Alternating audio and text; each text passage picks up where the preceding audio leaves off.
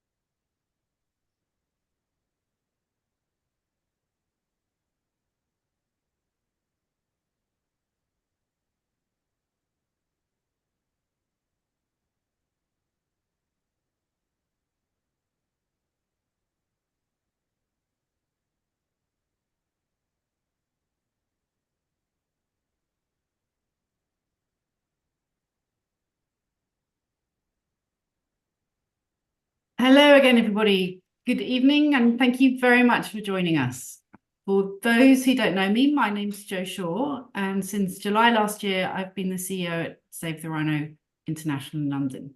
It's a great honour for me to be able to lead this team and fantastic organisation, and it was a huge privilege for me to be able to be in Kenya in January this year to see some of the partners and capture operations that took place during a visit with colleagues from the US Fish and Wildlife Service.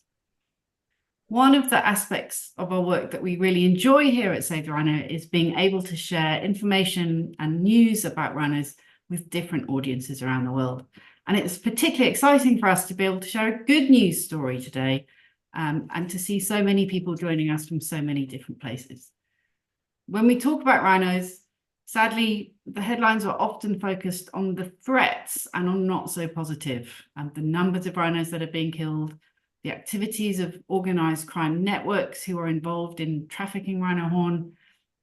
But what we know is that in order to conserve rhinos for future generations, it's vital that we not only protect rhinos to prevent these losses, but we're also working to actively grow their numbers as quickly as possible in order to be able to mitigate any losses. And it's really important that we share these good news stories and we share the science, the background, and the practicalities of growing rhino numbers as well.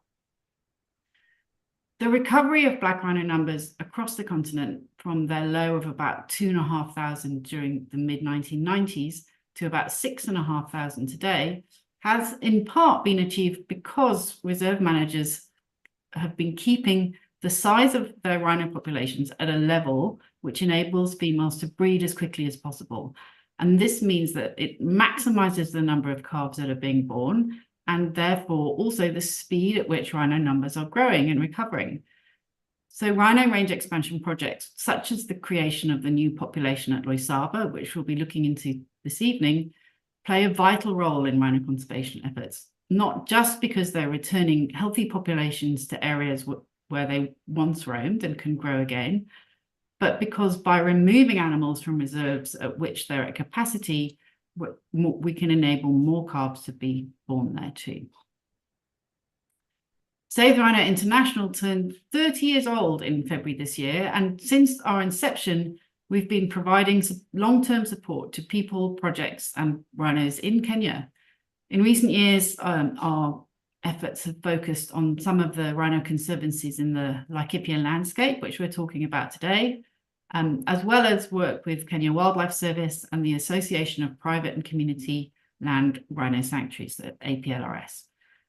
This is thanks to contributions from many of our supporters, including the US Fish and Wildlife Service and the US State Department Bureau of International Narcotics and Law Enforcement. Back in 2019, with support from the Bentley Foundation, we worked with the APLRS to help coordinate the Laikipia Rhino Range Expansion Theory of Change workshop, which helped recatalyze some of these rhino operations in Kenya. And we're extremely honored to have 4 rhino experts from Kenya here to talk to you about this in more detail this evening. I will introduce you to each of them now. So firstly, we're very honoured to be joined by Dr. Isaac Glickalul. Isaac graduated in 1999 with a Bachelor of Veterinary Medicine. He commenced his career with the Kenya Wildlife Service in 2001, progressing to Assistant Warden in 2002. Through his dedication and expertise, he was appointed a Senior Warden and Senior Veterinary Officer from 2008 to 2022. In 2012, he furthered his education with a Master in Science in Veterinary Epidemiology and Economics, and he's now pursuing a PhD on zoonotic bacterial tick-borne pathogens. Isaac is the Senior Assistant Director and Head of Veterinary and Capture Services at the Kenya Wildlife Service. He continues to contribute significantly to wildlife conservation using his years at the forefront of veterinary science, and we're very honoured to have him with us this evening. Our second speaker this evening will be Dr. Dominic Moringa. Dominic has a PhD in Agricultural Natural Resource Conservation and over 10 years of experience in conservation and community partnerships. He previously worked on forest conservation for the Ngarrindjari Forest Trust and on the conservation and protection of water catchment areas for the Ngusishi Water Users Association. Dominic is now head of conservation and wildlife programs at Loisaba Wildlife Conservancy, where he leads local, national, and international partnerships on conservation and research programs. Tom Sylvester is the founder and CEO of Loisaba Conservancy.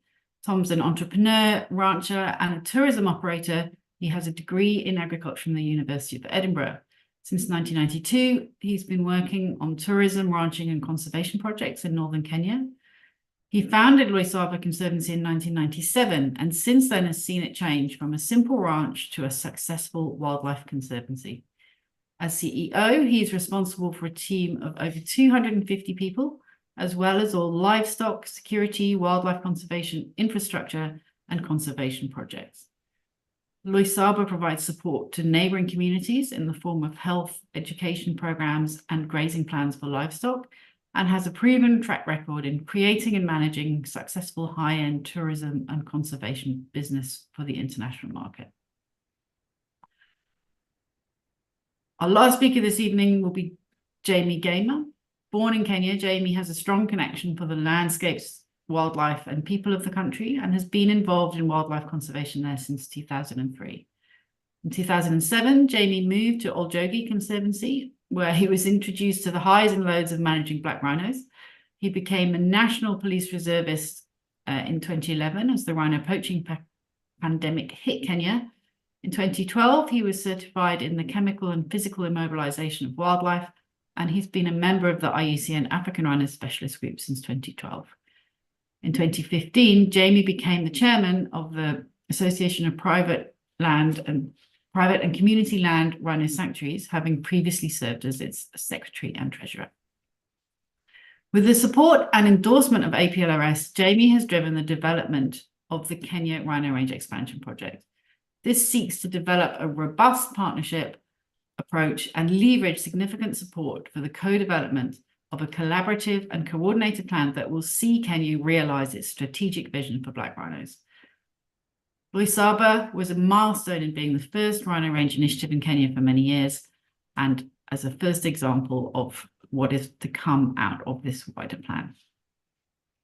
So this evening, I'll kick off by chatting in a little bit more detail to each of our four speakers in turn, following the flow of the operation itself. And then we'll have some time at the end to put the questions which you've submitted in advance when you registered to those speakers, or you can drop any other questions that come to mind into the comment box as we go. Great, so thank you all again. Firstly, we'll head to Loisaba Wildlife Conservancy and chat to Dr. Moringa. So Dominic, thank you again very much for joining us this evening. Perhaps we could begin with you sharing with us a little about the history of Loisaba Wildlife Conservancy and the pivotal role that it has played in black rhino conservation in Kenya.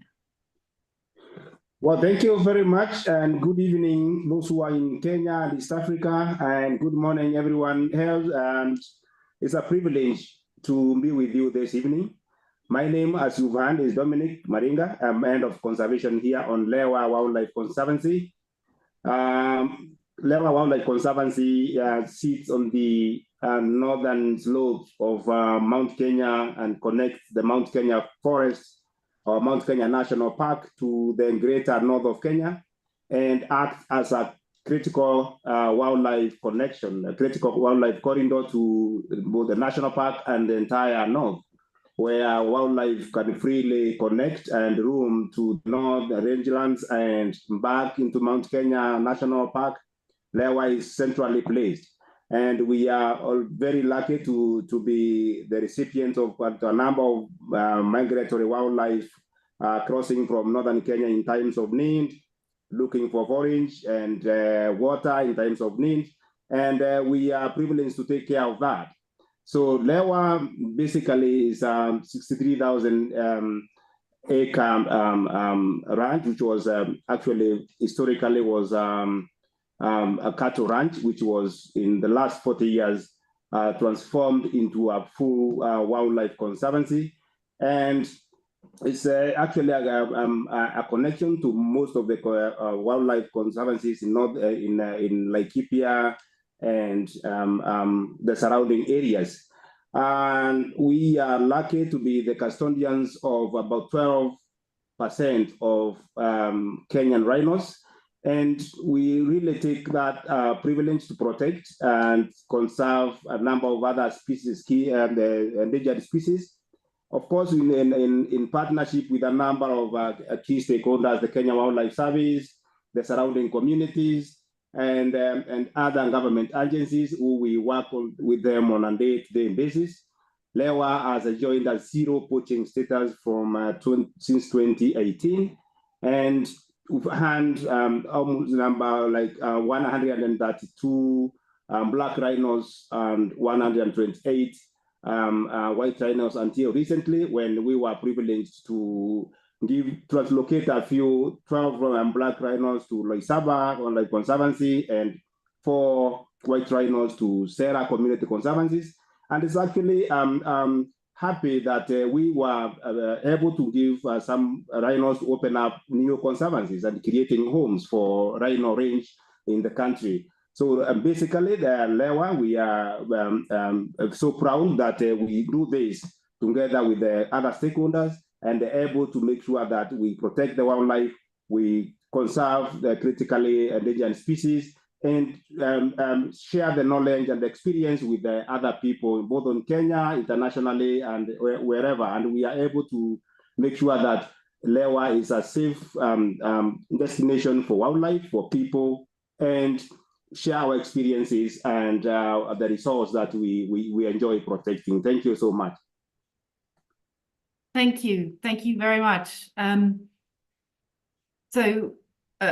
Lewa really have been a foundational player in terms of black rhino conservation in Kenya, and along with Ol Pejeta Conservancy and Nairobi National Park, were fundamental to the Loisaba operation being able to happen because of their contribution of rhinos to this operation. And as I mentioned, obviously that's beneficial for Loisaba, but it's also important for Lewa's population in terms of your management of your black rhinos. Perhaps you could talk us a little bit about how you monitor your rhinos and also how you manage your population, knowing as we do something of the temperament and challenges of black rhinos. Thank you again. Happy to shed more light on that. And as I said, we are so privileged to host over 240 rhinos, both black and white. We currently have 122 black rhinos and 124 white rhinos on Lewa. Recently, we were lucky to translocate 12 black rhinos to Loisaba. We've been monitoring and managing the rhinos in conjunction with our neighbor Borana Wildlife Conservancy, with whom we brought down the fence that used to divide the two conservancies and made it one landscape, entirely aimed at expanding the rhino range within Lewa and Borana. And we have a team of anti-poaching units, a team of general security units, and people on the ground who keep monitoring the rhino numbers, ensuring key communications about their sightings every morning, every evening, and ensuring that the minimum sighting time are maintained within the range, both the Borana and Lewa landscape. And we take up data on a daily basis on the localities of the rhinos, on their boundary conditions, on their roamings, and in case of any rhinos that need any attendance or any assistance, we have a full-fledged veterinary unit that makes sure that any rhino that is noticed maybe with an injury or needs attention is promptly attended to. We keep a database that we share with the Kenya Wildlife Service, and we share with other partners in need. And actually, we keep updating that database that ensures we make every rhino accounted for on a daily basis. And when it comes to times like we're need of selecting animals to maybe to translocate, for example, recently when we did that for Loisaba and Sarah Community Conservancy, we have a database of what range we target, animals to give out there so that they can be able to breed and make sure there is that continuity. So it's about monitoring on a daily basis. It's about keeping database and ensuring veterinary intervention whenever needed and taking care. Then we have the security team that monitors the rhinos, the landscape on a daily basis. As I said again, we've enjoyed zero poaching for the last 6 years, and we want to maintain that. We are proud to lead in an example, as we were almost, I think, one of the first private rhino conservancies in Kenya, and now a key member of the Association of Private Land Rhino Sanctuaries, playing a key role in knowledge exchange, experience exchange, and working together with agencies. We are lucky to have worked with Save the Rhino for quite a number of years, and with that kind of partnership, we look forward to growing the population. And so we make sure we maintain records, we maintain monitoring. We have even used technology currently. We are trying to ensure that we have softwares that are like AgriRanger, where we keep our data, we can be able to monitor within one platform. We have LoRa One network in the landscape, where we all are within our fences. Everything that is within the rhinos can be located which the ones that have transmitters, and all that also enables protection of other species of wildlife. While we are protecting rhinos, other species are also enjoying that. Elephants, the lions are also part of the animals that we take care of. Yes, absolutely. Thank you very much, Dr. Dominic. And I think that's a very important point, that rhinos are such great umbrella species because they need such large home ranges in the area that they live, and because we have to invest so much in their protection by looking after rhinos, we're looking after so many other species around them. Thank you for all of your hard work at Lewa, and thank you for joining us this evening. So now we're going to head north up to Loisaba Conservancy and talk to Tom Sylvester, the CEO and founder at Loisaba. Welcome, Tom. Thank you and congratulations on the successful reintroductions of black rhino at Loisaba. People probably imagine that the hard part of a rhino capture operation and creating a new population is finding and catching and moving 20 plus unpredictable animals moving up to a ton. Perhaps don't appreciate the months and even years of planning and preparation that are required in advance. Maybe you can describe to us a little bit about the history of Loisaba and how you went about making it ready for rhinos. Evening all and good day. Thanks very much, Joe. Yeah, I think Loisaba Conservancy was founded back in 1998 with a vision of a sort of people-centric conservation project that would combine livestock ranching, which is the traditional past, activity in that area, which is Laikipia North, conservation, tourism, and community benefit, all into a successful and ultimately sustainable project. We bumped along like that for about 15 years, and then we're introduced to 2014. We're introduced to Nature Conservancy by Space for Giants, another conservation NGO, and managed to persuade that they should transition the family-owned land title into a community trust, thereby locking it up into conservation to perpetuity. And that's when Loisaba and I started, and we were able to really, uptick our investment and start to sort of make a big difference to conservation, and got in new tourism partners to invest and started to get the wheels on the vehicle, as it were. I think sort of moving through from 2014 to about 2017, we put a lot of investment in, and we suddenly sort of felt that a vision that, to be honest, I'd sort of had back in 25 years previously, when Count Ancelotta, the owner of the land, had described to me the last rhino being poached below the existing tented camp now at Loisaba, and I found it incredibly moving. And I remember as a young man thinking, God, would it be incredible to see those animals back in this landscape? So it was an ambition that I'd harbored for a long time, and I sort of felt that this was the time that perhaps we had the right investment capacity and so forth to go ahead, and persuaded our board to endorse an application to KWS, which we wrote a letter back in 2018, applying to be a eastern black rhino sanctuary in Kenya. That followed with some sort of rigorous ecological assessments. I mean, the one thing we couldn't change was the browse and the conditions and the herb, the food and so forth, the water that rhinos could survive on, although we were confident that they could, because there had been myriad rhinos here in the past. So those assessments were done.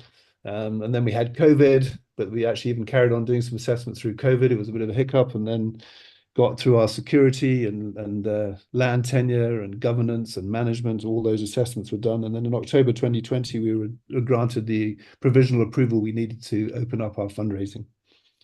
So we developed a 5-year OPEX and CAPEX plan and went out to raise $5 million to furnish that budget.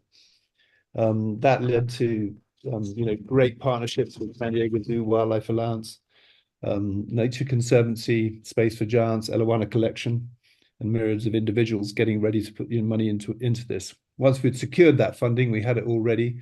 We launched into building the infrastructure, which included a 40-kilometer fence, LURA network, increased security capacity, infrastructure, etc.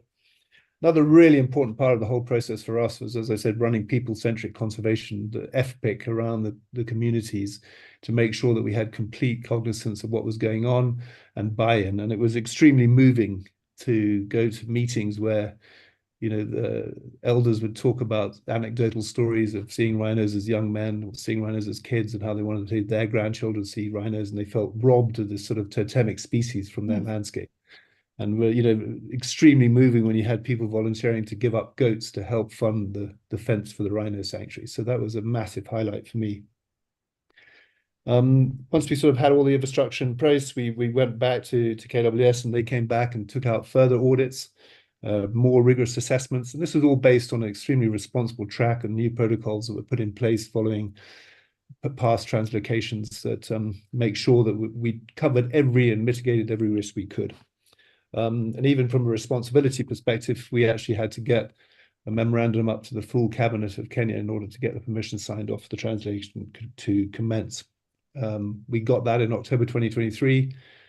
We then held back because of the threatened El Nino rains over that period, November and Christmas, and then actually started the translocation in January 24, and then followed 3 extremely exciting weeks of the actual translocation.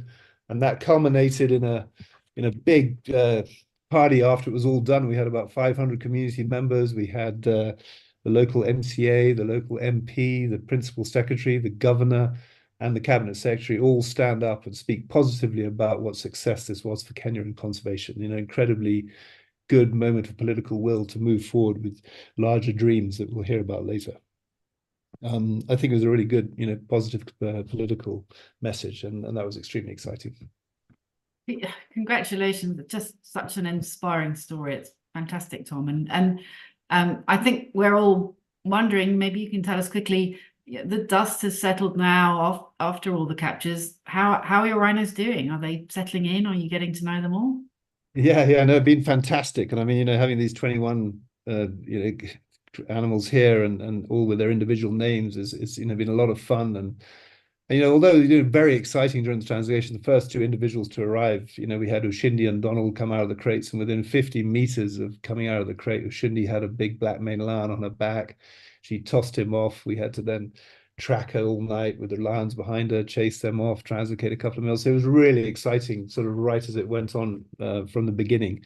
And then since then, we've really started to get them there, and it was fascinating to watch them ping about the conservancy. They've got a 28,000 acre sanctuary, and these 21 rhinos moving all over it for the first few weeks and months, a couple of months actually. And we tracked them with LoRa transmitters and ear tags, and we're able to really see their movement. And fascinating data coming out, probably for the first time where you've had such accurate tracking on eastern black rhinos post translocation. So that's been incredibly exciting. And we're now seeing them sort of pair up, and I mean, really cute little scenes like two young rhinos that are both under 6 years old, Zulu Zulu and his girlfriend, who are just hanging out together, and they're not actually mating, but they're just hanging out. They've obviously sort of met up like freshers at university week, and got to get together again and so forth. And then we've actually seen some mating happening between some of the dominant bulls like Muturi, and he's been covering other females that have come from one particular one that's come from Nairobi National Park. Then you've had Bingwa from Old Pedrita, who's been mating with Naomi from Nairobi National Park, and then a couple of other couples from Lewa. So it's been really fascinating, and a lot of tourists have been seeing the rhinos.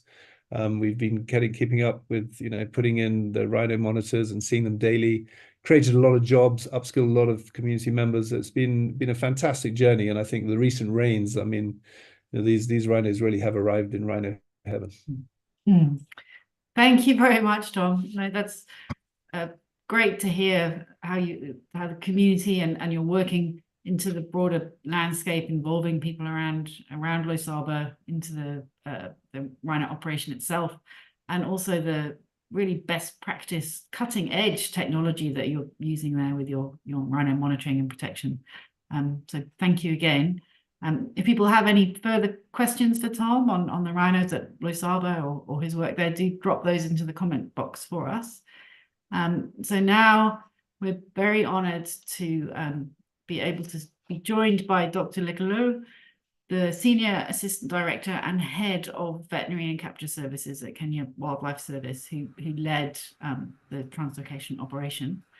So congratulations, Dr. Lekolo, on this very successful exercise. From a veterinary perspective, this is obviously extremely complicated, but I'm sure very rewarding work. Perhaps you could talk to us a bit about your team who were involved and the different roles that people were playing during the capture, translocation and release. Thank you, Joe, and good evening, good morning, all that are listening to us.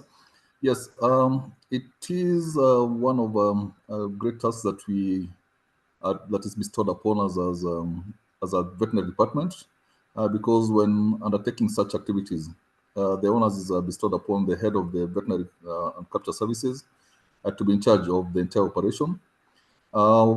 It goes to take a lot of teams that come into play. We have the aircrafts that are in operation. We have the vehicles. We have personnel from different sectors. We have the researchers. We have the lab personnel. We have the veterinarians themselves. That we have to see how to coordinate all the activities to be able to undertake such a massive kind of rhino translocation. So yes, we have many players. It's a multi-sectoral, skilled team that comes into play in such an operation. Fantastic, and obviously this is huge kudos to Kenya Wildlife Service and all the players involved in this successful move. It's really very powerful and positive news for Kenya and for the future of rhino conservation in Kenya. I wonder if you have any personal highlights from participating in this work in January. Were there any particular moments or particular rhinos that stood out for you? Definitely for the kind of work that we undertake, every individual animal is unique in its own way. They all present themselves in different manner, and when you deal with two different animals, you feel like these are two different species. One animal behaves totally different from the other, even if you've used the same kind of processes to try and immobilize these animals. Because one of the biggest challenges that you get when dealing with wildlife is that you do not have the privilege of having done the anesthetic kind of examination of the animal, unlike what you do on the human beings that are going to the hospitals for either major surgeries or any form of anesthesia. So different animals present differently, and you find that some of the animals that we're working on, we do not really have the pre-conditions that were with those animals. And I know we had one major scare with an animal that actually stopped breathing soon after getting the immobilization drug, and we had to come in to really do a lot to try and resuscitate that animal.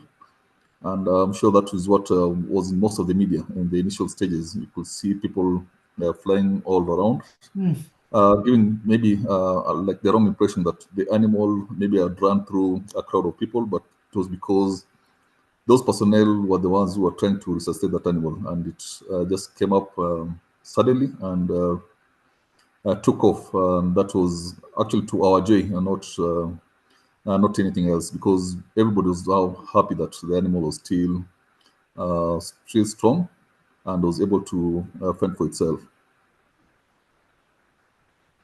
No, absolutely. I think black rhinos are certainly strong characters, and they do all have such different personalities when you get to know them on the ground. So interesting that comes through from a veterinary perspective in terms of the different drugs and the way they react to your interventions. It's so interesting. Well, thank you very much for sharing that with us, and congratulations again. We're going to jump back north up to Laikipia now to ask a couple of questions of Jamie. So Jamie, clearly this was a very positive and exciting development for Loisaba, but it's really just the first step in what will be a much bigger conservation story for Kenya. Perhaps you could tell us a little bit more about that. Yeah, thank you, Joe, and everyone on the call. So again, you mentioned that back in 2019 we co-facilitated a theory of change workshop about rhino range expansion in Kenya, and through the successes since the 1980s, by some irony, we've exceeded ecological and social carrying capacity for many of the rhino populations in Kenya, which due to density-dependent factors means that they're not performing optimally. In the recovery of a critically endangered species, that is a pretty negative thing, and we're trying to optimize the conditions under which they can thrive. And there's been a huge amount of planning. It's most certainly a partnership approach, including Save the Rhino, including multiple stakeholders, and we've engaged with communities, we've engaged with the government, primarily through the Kenya Wildlife Service, the Wildlife Research and Training Institute, the ministry itself, and we've been trying to develop a coordinated approach to securing large landscapes for rhinos in order to achieve our national strategic rhino vision. We're hoping to achieve 2,000 rhinos by 2037 at an average incremental growth rate of 5% per year. And without more space, we simply cannot do that. And so Loisaba was the first step. They did the hard yards, and they were very collaborative in their approach, and we've done and it was just so exciting to see rhinos in a place in Kenya where they haven't been seen for 50 years. I think it's much more than just rhinos. Tom alluded to some of this. It's about partnerships. It's about socioeconomic upliftment. It's about climate change mitigation. It starts from the bottom and all the way up. And rhinos sometimes are just the catalyst to help us achieve some of these much broader issues that have an impact on everyone across the globe. Frankly, it's a global prerogative. And we're just so excited. It was a successful operation thanks to the Kenya Wildlife Service, the partners, LEWA, Loisaba themselves, Olpejeta, Nairobi National Park, and right there you can see the partnership approach that Kenya has adopted. I'm proud to be a member of the Association of Private and Community Land Rhino Sanctuaries, and we're just a partner. But I think there's lessons to be learned, and I think through a collaborative approach we can be more efficient. And we are very thankful to everyone who has supported this process. Thanks, Jamie. Yeah, I think when people out there think about threats to rhinos and the challenges to rhino conservation, what immediately comes to mind is poaching, but this challenge of having enough land and space for rhinos to roam in so that their numbers can continue to grow is actually a lot of what people in Kenya, but South Africa and Namibia, it's one of the more recent threats that people are grappling with across the continent. So I think Kenya is certainly to be congratulated for taking such a forward-thinking approach to addressing this. Very exciting to hear some more about your national rhino range expansion project. Maybe could you share with us a bit more detail about how this will happen, how you see it rolling out, and what the black rhino landscape in Kenya could look like under this initiative? Yeah, absolutely. And I think in order to do this, we kind of need to delve in the past. Kenya has a fairly robust strategic plan in as far as how we are going to manage our rhinos. And the Kenyan Wildlife Service has developed rhino site selection criteria. Any new sanctuary and existing sanctuaries for that matter must uphold these criteria to give us the most, I guess you would say, responsible approach in as far as the recovery of the species. So the first thing that one looks at is historical rhino range. And of course, back in 1970, there were estimated to be more than 20,000 black rhinos in Kenya. Many of them were in Laikipia, but the stronghold was actually in the Tsavos, in the southeastern section of Kenya. And so we have these areas that have been devoid of rhinos for decades, perhaps, but they have the resources. They have the, shall I say, they have the ecological resources to sustain large numbers of rhino. And so we started scrutinizing the opportunity of a collaborative approach, including communities, government, and private sector, to see if we could secure some larger tracts of land rather than independent individual sanctuaries, which frankly are, they're not an efficient model, but they served a purpose. They served an incredibly important purpose when black rhinos were nearly going extinct in Kenya. And so we just started to engage with stakeholders to see their appetite if they would consider having rhinos on their land. Of course, rhino conservation, unfortunately, because of the poaching threat, is an expensive undertaking, but through which you can achieve so much more. It creates employment, it gives opportunities and confidence to business development, including tourism, and it ticks a lot of the global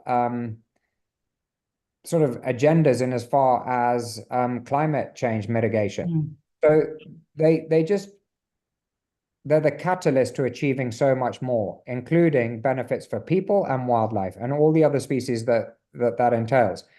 And so through this, we started to develop a strategic business plan for the sustainable economic model that could achieve this vision. And there's been incredible support. There's been incredible buy-in and enthusiasm to do this.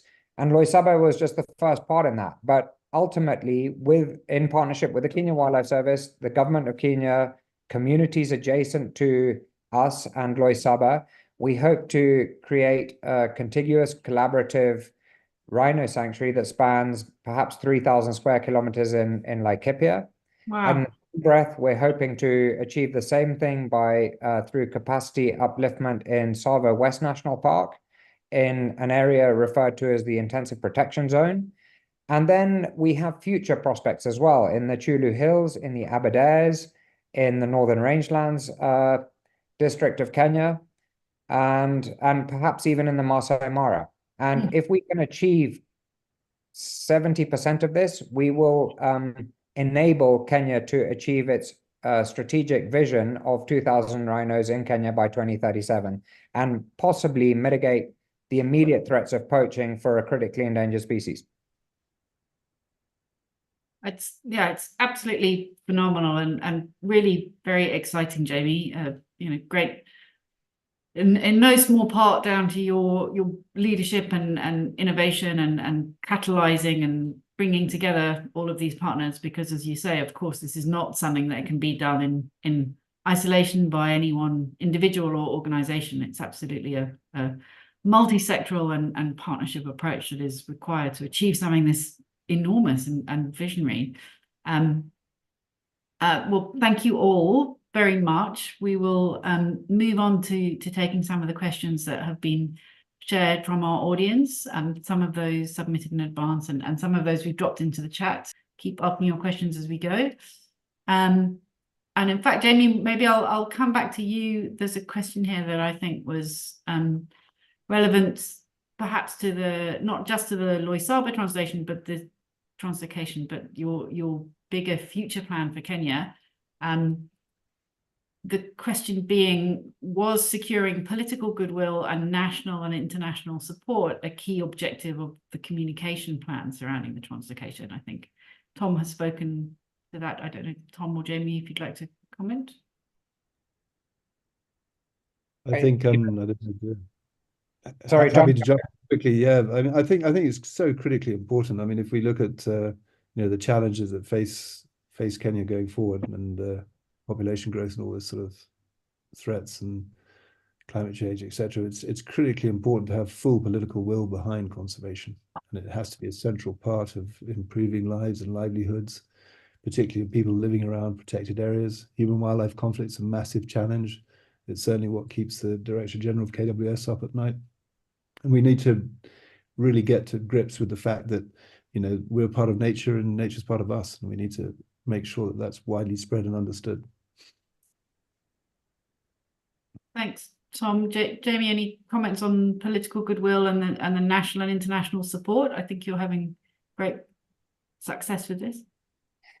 So I was just going to say in brief that, it's the Association of Private and Community Land Rhino Sanctuaries that enabled this vision to take place, but it would not have happened without political support and political goodwill. And the Director General of Kenya Wildlife Service gave the APLRS a strategic endorsement to mobilize resources to implement priority rhino conservation objectives according to the national strategy. But thereafter, it's all about a partnership approach. No single individual or single conservancy can do this in isolation. And therefore, it's not just the stakeholders in Kenya, be they community, be they government or private. We are going to require an enormous amount of support. It starts at home, certainly, with the Kenya Wildlife Service, the Kenya government. I'm privileged to say that we actually have the support for this project from His Excellency, the President of Kenya. And we are going to require all of the partners that we can possibly muster, including international support, in order to make this this dream a realization. Thank you. Yeah, absolutely. So I will jump now to some of the questions that some of you shared with us in advance. Thank you very much for those. I hope you're following live as we go. So Aprilia Widiawati from Indonesia. I think we've partly answered this question already, but perhaps people can just clarify. So Aprilia was asking whether to increase the population, will the rhinos be reliant upon natural mating, or will we be using reproductive technology? I think what we've seen in black rhino populations across Africa is that if you can put in a big enough band of population to begin with in good enough habitat, we've proven they're quite good at getting on with things on their own, and natural mating happening and populations growing. So at this point, thankfully, we're not at the state with black rhinos where we're entirely reliant on reproductive technology. Tom, I don't know if you want to add anything on your observations on site.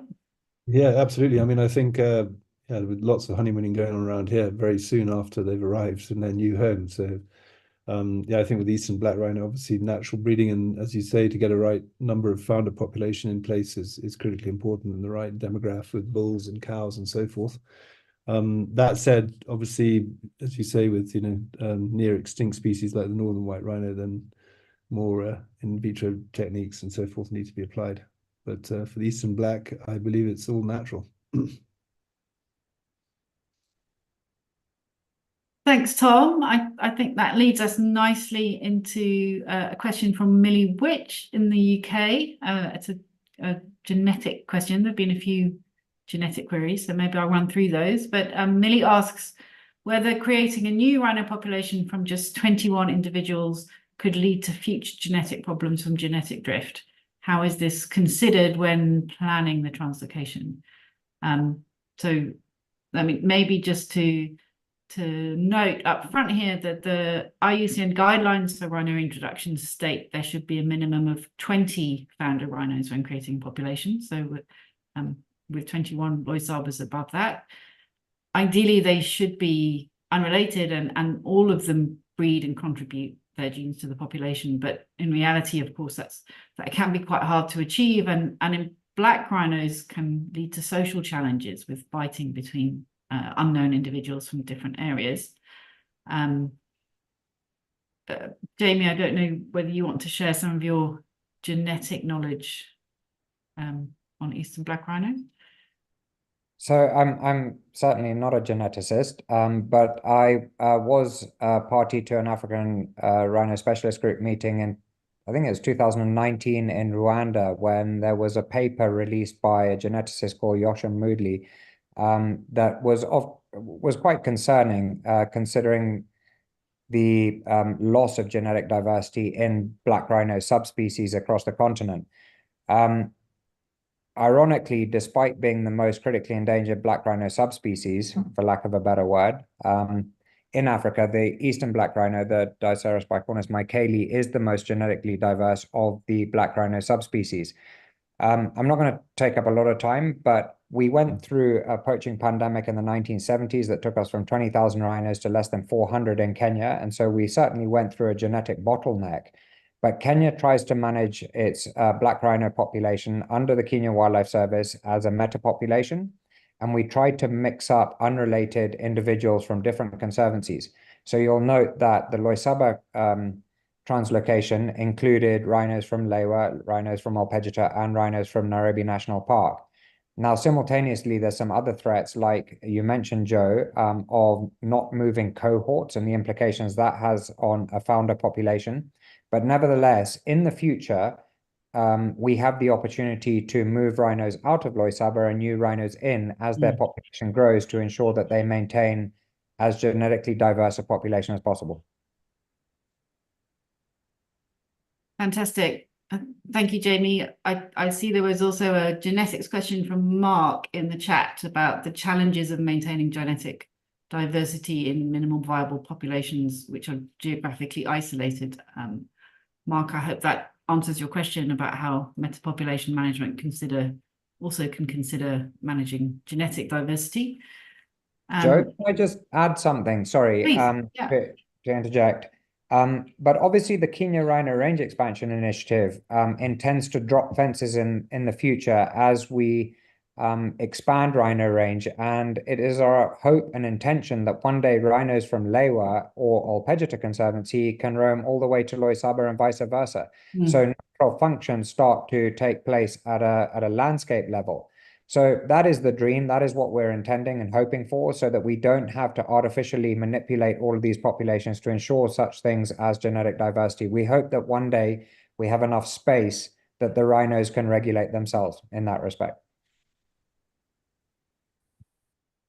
Fantastic. Absolutely.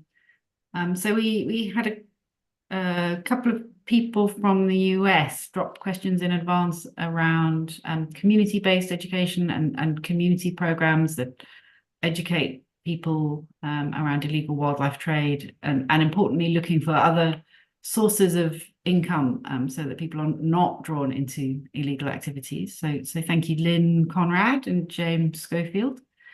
Tom, I know you've touched on this and how Loisaba focuses on people focused conservation.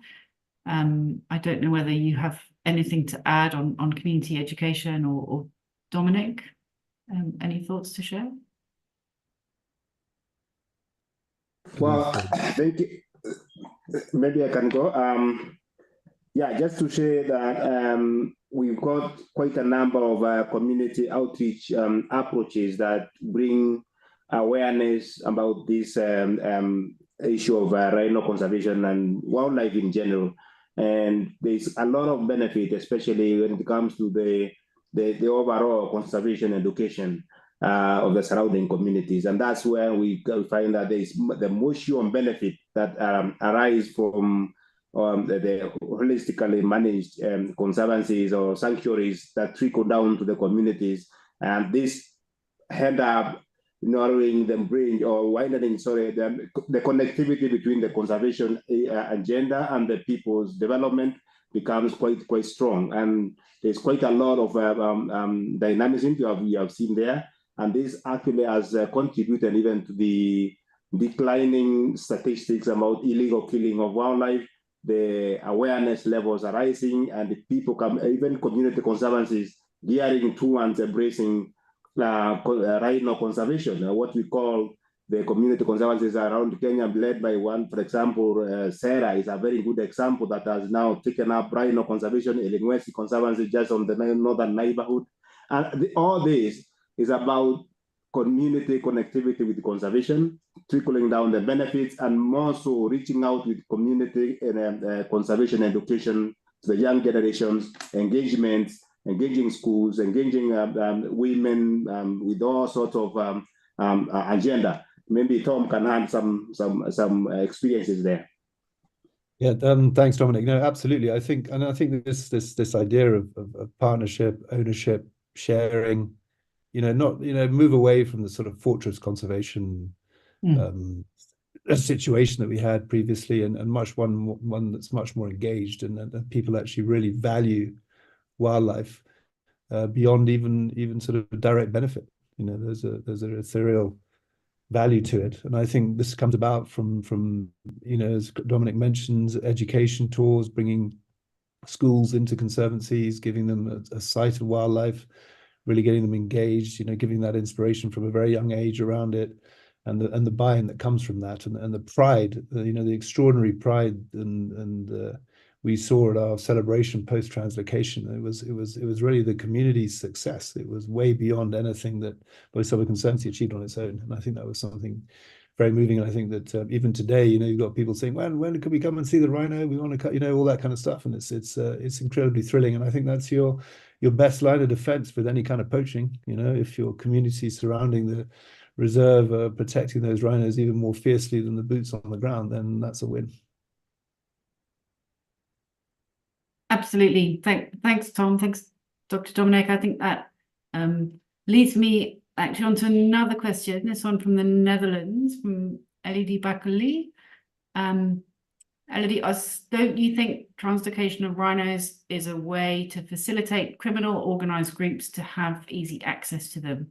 What are the preventative measures you've put in place? Obviously, Tom, you've spoken a little bit about the security assessments and preparations that went in place, and the really cutting edge technology that Loisaba has been using. I think I don't know whether LED was referring to the actual transport of the rhinos itself or access once they're released, but maybe you could speak a little bit more to that. I think if we cover the sort of actual translocation, I mean, every trip of 3 rhinos, we did them in batches of 3. Were heavily escorted by KWS rangers and Loisaba rangers, so that was taken great care of. And I think, back to the point about community engagement, that's your biggest defense against poaching, other than the obviously the extremely high-tech security that we have in place, the use of drones, tracking equipment, vehicles, rapid response teams, all highly trained and armed. So the big deterrent factor around that. And I think, that has to be twinned with what Dominic's talking about, education and value, and how you bring those all together. So it's a really holistic approach at the end of the day. But yes, I think we all need to be really aware that poaching can raise its ugly head again. I mean, I think we've been really fortunate in Kenya as a result of all the efforts that have been made around this, that we're down to pretty much zero poaching, but it can come back, and I think that everyone needs to be very aware of that. And it certainly remains a threat, and we have to keep on our toes without doubt.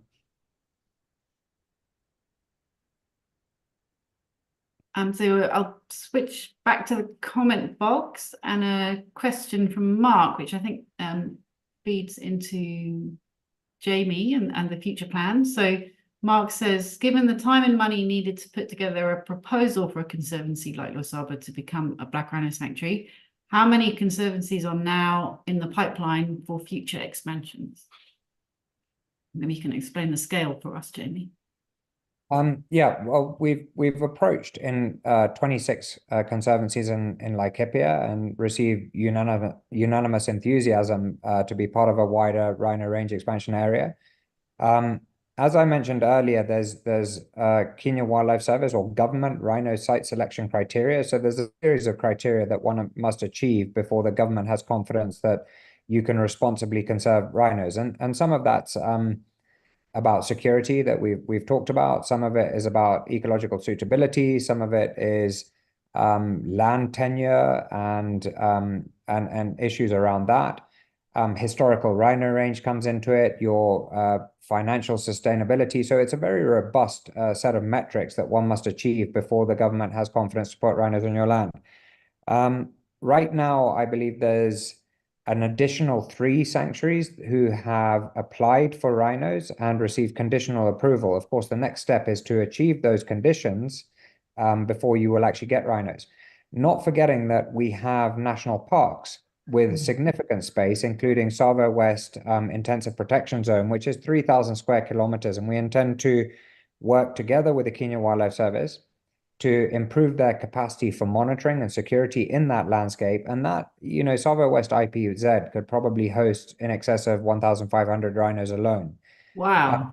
But it's going to be a considerable investment of resources in order to achieve what the Kenya Wildlife Service will consider enough to have the confidence to responsibly protect the rhinos in that landscape. It's a big patch of ground, and nevertheless, I think that answers the question. We're looking at 2 patches initially with the opportunity to expand further, and we have unanimous interest from everyone that we've engaged so far.